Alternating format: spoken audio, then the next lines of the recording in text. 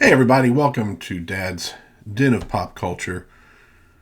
We have entered into the Christmas season, and I have a couple videos I want to make about some forgotten Christmas movie specials.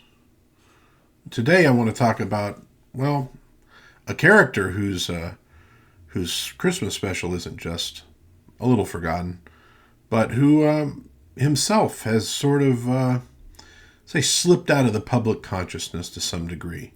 Not completely gone, but not what he once was. Back in the olden days, Peanuts by Charles Schulz was, of course, like the number one comic strip. Not just in terms of the popularity of the strip itself, but in terms of merchandising. I mean, Snoopy was everywhere, and frankly, we were happy for it because Snoopy's pretty awesome. And of course, the Peanuts produced some pretty good holiday specials. In particular, Christmas, Halloween, and the Thanksgiving ones are probably, top of the line where it comes to holiday specials. Now, at some point, Garfield would show up and sort of challenge the Peanuts a little bit, but really, I think it would stay more or less in second place. Got a lot of merchandising. But Garfield had a different tone than the Peanuts. It's not quite the same. But I think the perennial sort of second place to the Peanuts, at least in terms of its merchandise and it being really out there, was Ziggy by Tom Wilson. You got a lot of little books like this. You got a lot of greeting cards, and in fact, Tom Wilson, as it says on the back here, was vice president of the creative division of American Greetings Corporation in Cleveland, Ohio, so that maybe gave him an edge up. But it was a really nice comic strip, and it did get a fair amount of merchandise.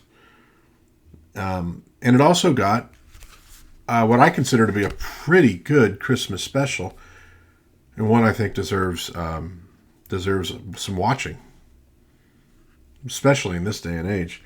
Now, Ziggy, if you don't know who he is, was sort of a lovable loser kind of character. Maybe a little bit like a grown-up Charlie Brown. The humor was a little bit weird, generally gentle, sometimes a little bit on the sarcastic side, and it did very well. The Christmas special, Ziggy's Gift, was aired in 1982. In fact, December 1st, 1982, on ABC. It was directed by Richard Williams. Had animation from Eric Goldberg and Tom Saito. Both would go on to do some big stuff. Eric Goldberg worked on Aladdin, Hercules, Pocahontas. Tom Saito worked on Superman, Super Friends, He-Man, Fat Albert, Who Framed Roger Rabbit, Little Mermaid, Beauty and the Beast. So a fairly good amount of animation talent there, although both of them maybe, still kind of at the beginnings of their career. It got an original song called Give, Love, Joy by Harry Nilsson. And it won the 1983 Emmy for Outstanding Animated Program. So at the time, it did pretty well for itself. It's a very sweet program with a lot of heart. And I can tell you, one of the things that has surprised me about growing older, not the aches and pains, you're going to get that. I've become a lot more sentimental as I've gotten older. You experience some loss, and you find things becoming more important to you that when you were young, maybe you would have sort of just, sure, it's important, but I need to do this right now. And I gotta say, this one really kind of tugged at my heartstrings. And it's notable too because it reminds me of a time that feels a little bit lost with so much rancor, extreme this, extreme that, owning the chuds, and so on. It harkens back to a time where there was some room still for things that were gentle and sweet, meaningful, and without being saccharine, and things could just sort of be pleasant, a warm glow, that kind of thing. Not things that had to beat you over the head with these ideas, but just could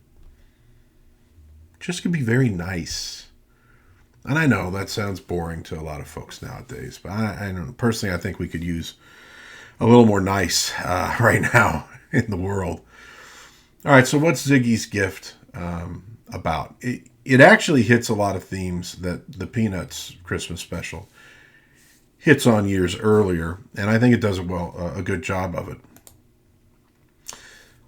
So it's all set on Christmas Eve, and Ziggy gets up in the morning with his little dog there, and he's getting ready for the day, reading the newspaper, has news on the TV, and this is setting up the story. He finds an ad in the newspaper for somebody looking for a Santa Claus, a bell ringer, to collect money for the poor.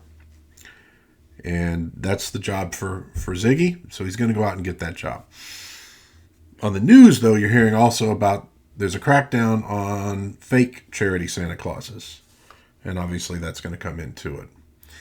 So he heads off out into the city, and ultimately gets the job he was looking for from a less than honest sort of guy.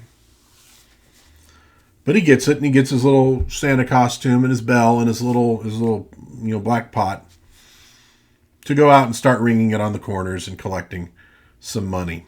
And along the way, he runs into this little like a Salvation Army sort of band, and he attracts the attention also of a sneak thief.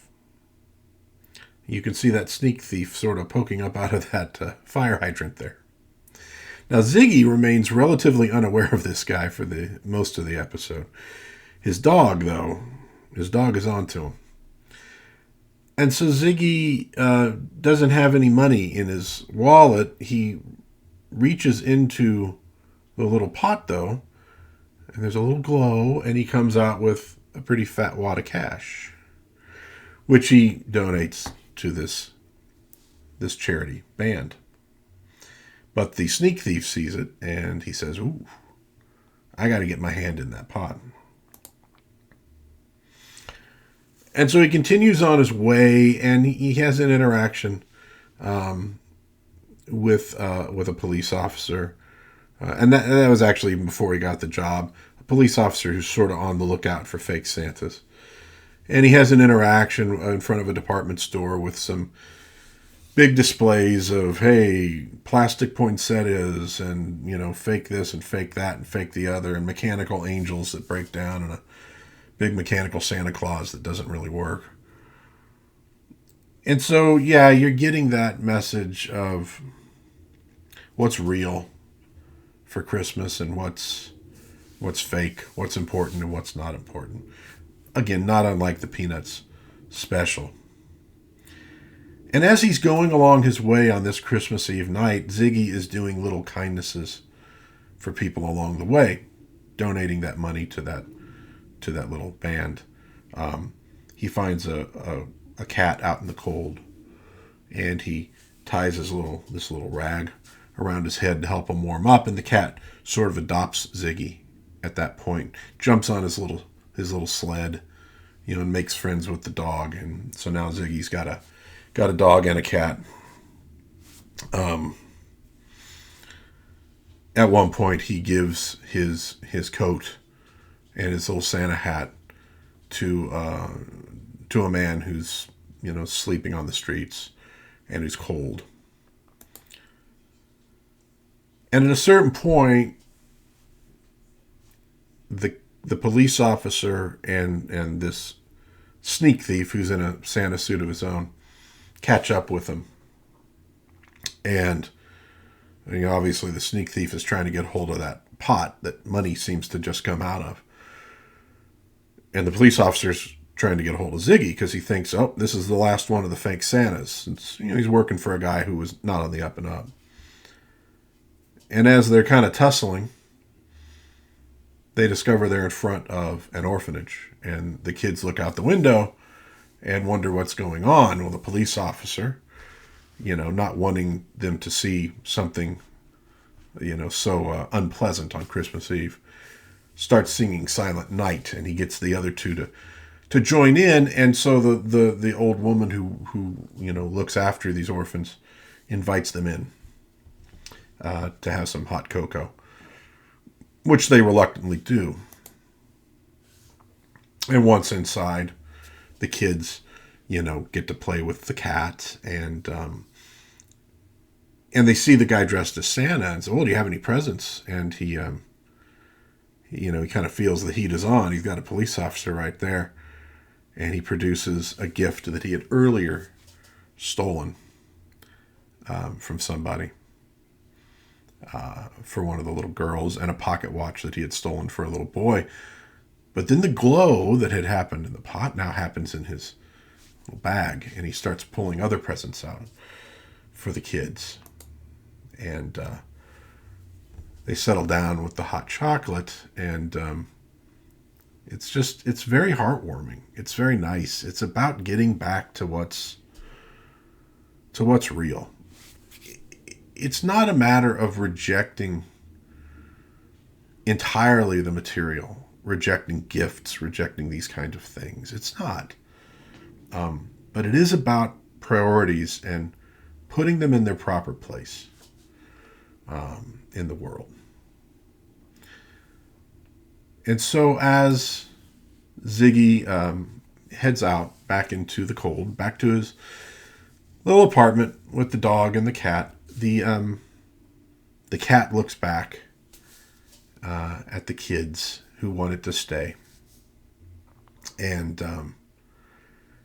so the little girl is motioning towards the cat, and so the cat decides to stay with the kids in the orphanage, and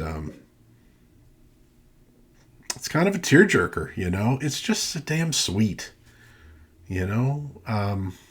What can I say? Like I said, I'm getting sentimental in my old age. And, things like that kind of get you at a certain point. As silly as it may seem.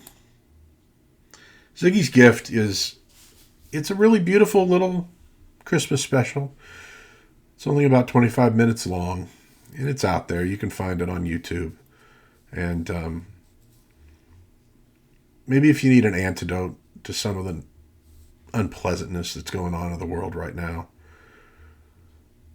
you might find it in Ziggy. And I'll tell you what, I think the